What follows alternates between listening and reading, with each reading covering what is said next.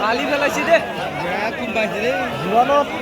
দেখা নাপাবা এনেকুৱা পাবি না আজি এখন হাৰিছিল